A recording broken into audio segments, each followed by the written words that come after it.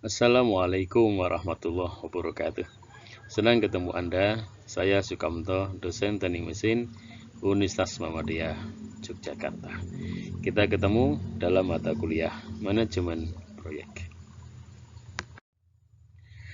Kita akan mulai, hadirin sekalian, dengan definisi manajemen proyek.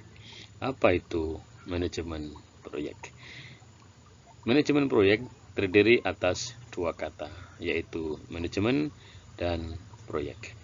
Menurut Hughes dan Cottrell tahun 2002, manajemen adalah suatu proses perencanaan, pengorganisasian, pengarahan, dan pengawasan, serta usaha-usaha dari para anggota organisasi dalam penggunaan sumber daya organisasi untuk mencapai tujuan organisasi yang telah ditetapkan.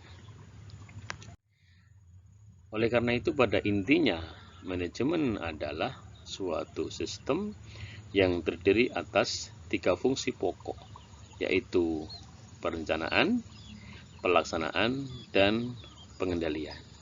Seperti Anda bisa lihat di dalam gambar ini. Saudara mahasiswa yang budiman, di dalam tiga fungsi pokok manajemen, yaitu planning, executing, dan controlling, masing-masing ada sub-sub aktivitasnya.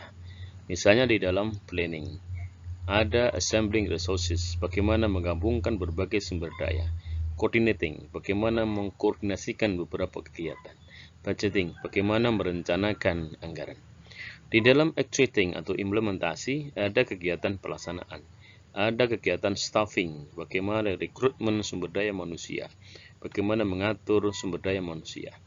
Ada coordinating juga, ada bagaimana kegiatan mengkoordinasikan berbagai aktivitas untuk mencapai suatu tujuan proyek. Demikian juga di dalam controlling, ada pengarahan, ada pengawasan, ada koordinasi, dan juga ada pelaporan. Menurut Scoble tahun 2005, proyek adalah suatu usaha yang bersifat sementara untuk menghasilkan suatu produk atau layanan yang unik. Proyek normalnya melibatkan beberapa orang yang saling berhubungan aktivitasnya. Sehingga proyek adalah rangkaian kegiatan yang mempunyai dimensi waktu, dimensi fisik, dan dimensi biaya guna mewujudkan gagasan serta mendapatkan tujuan tertentu. Sebagai suatu sistem, proyek adalah organisasi yang dibentuk dalam rangka menyelesaikan suatu tugas spesifik atau khusus. Proyek membutuhkan sumber daya yang didapat dari berbagai area, sumber daya yang berupa hardware, software, dan sumber daya lainnya yang dilakukan oleh pengguna sistem tersebut. Proyek adalah usaha yang kompleks, merupakan kesatuan dari tugas-tugas yang berhubungan dengan sasaran, jadwal, dan anggaran yang telah dirumuskan. Nah, itulah secara sekilas apa yang dimaksud dengan suatu proyek. Sehingga kalau secara ringkas bisa disampaikan bahwa proyek adalah suatu organisasi untuk suatu tugas spesifik dan dibatasi oleh waktu, sasaran, dan biaya. Sehingga waktu ketat, ada titik awal dan ada titik akhir, kegiatannya spesifik, lepas dari kegiatan rutin atau yang sifatnya fungsional. Oleh karena itu, proyek harus dikelola oleh organisasi yang punya kemampuan manajemen dan keputusannya cepat serta tepat. Para mahasiswa yang budiman, inilah 7 ciri-ciri umum suatu proyek. Yang pertama adalah bahwa proyek itu memiliki kejelasan, tujuan, sasaran, harapan-harapan, dan strategi-strategi sehingga dapat dipakai sebagai dasar kesepakatan tim. Yang kedua adalah kejelasan rencana kerja, jadwal, dan anggaran. Yang ketiga adalah kejelasan peran dan tanggung jawab dari berbagai pihak yang terlibat di dalam proyek tersebut. ada kejelasan mekanisme bagaimana melakukan monitoring, koordinasi, pengendalian, dan pengawasan suatu proyek. Juga ada kejelasan mekanisme sistem evaluasi kerja yang dapat digunakan sebagai feedback bagi manajemen. Yang keenam, ada sistem kerja yang bersifat dinamis, tidak terikat pada kerangka organisasi rutin. Dan yang ketujuh adalah adanya kejelasan pemahaman mengenai tata cara, dasar-dasar peraturan, birokrasi, dan pengetahuan tentang cara-cara pembatasan kendala birokrasi. Hadirin sekalian, para mahasiswa yang budiman, setiap proyek itu memiliki batasan yang berbeda terhadap ruang lingkup, waktu, dan biaya yang biasanya disebut dengan triple constraint atau 3 kendala. Seperti itu pula, seorang project manager harus memperhatikan hal tersebut, hal-hal penting yang ada di dalam manajemen proyek. Yang pertama adalah ruang lingkup atau scope. Apa yang ingin dicapai dalam proyek? Produk atau layanan apa yang pelanggan harapkan dari proyek tersebut? Yang kedua adalah waktu atau time. Berapa lama waktu yang dibutuhkan untuk menyelesaikan proyek dan bagaimana jadwal kegiatan proyek yang akan dilaksanakan. Yang ketiga adalah cost atau biaya. Berapa biaya dibutuhkan untuk menyelesaikan proyek tersebut? Itu menjadi penting. Inilah 3 constraint yang mesti dipikirkan, dipertimbangkan oleh seorang project manager. Para mahasiswa yang budiman, oleh karena itu, manajemen proyek adalah suatu rangkaian proses, sistem, dan teknik perencanaan yang efektif, mengorganisir, dan mengendalikan sumber daya yang seringkali syarat dengan kandungan disiplin ilmu, arsitektur, engineering, akuntansi, keuangan, dan lain-lain untuk menjalankan suatu tugas spesifik dibatasi oleh waktu, sasaran, dan biaya.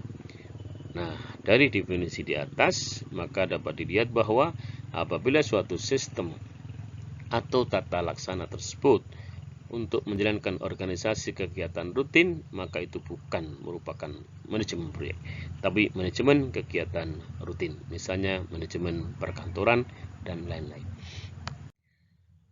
Para mahasiswa yang budiman, oleh karena itu manajemen proyek itu juga kadang-kala disebut sebagai aplikasi pengetahuan, keterampilan, alat, dan teknik dalam aktivitas proyek untuk memenuhi kebutuhan proyek. Manajemen proyek dilaksanakan melalui aplikasi dan integrasi tahapan proses manajemen proyek, yaitu initiating, planning, executing, monitoring, dan controlling, serta akhirnya adalah closing untuk keseluruhan proses proyek tersebut. Para mahasiswa yang budiman, oleh karena itu, manajemen proyek itu memiliki 2 tujuan utama. Yang pertama adalah untuk meningkatkan kemampuan teknis, dan yang kedua adalah untuk meningkatkan kemampuan manajerial. Karena semakin baik kemampuan manajerial seseorang, akan semakin baik pula pelaksanaan proyek tersebut. Nah, inilah keuntungan tambahan ketika kita menggunakan manajemen proyek untuk memanage sebuah proyek. Yang pertama adalah kaitannya dengan manajemen, yaitu menyediakan definisi proyek dengan kinerja yang akan dihasilkannya. Kemudian juga yang kedua adalah menjaga manajemen dan pengguna kegiatan tetap mendapatkan informasi tentang kemajuan atau progres dari proyek tersebut.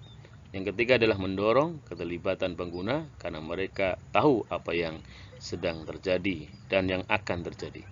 Kemudian yang keempat adalah menyediakan bank data yang historikal. Kemudian yang kelima adalah membangun kualitas dan pengendalian. Para mahasiswa yang budiman, selanjutnya adalah keuntungan tambahan menggunakan manajemen proyek hubungannya dengan proyek itu sendiri. Yang pertama adalah menjadwal dokumen dan membuat penelitian yang seksama. Yang kedua adalah memaksa manajer proyek untuk melakukan perencanaan dan mengevaluasinya bersama-sama dengan tim dan customer atau pelanggan jika diperlukan. Yang ketiga adalah menjaga kedisiplinan yang membantu menghindari luputnya tugas-tugas penting dan mempertimbangkan keseimbangan antara dana, sumber daya, waktu, atau kualitas. Kemudian juga bagaimana menyelesaikan masalah-masalah yang terkait dengan waktu untuk perubahan-perubahan suatu proyek. Nah, kemudian apa keuntungan tambahan menggunakan manajemen proyek hubungannya dengan manusia?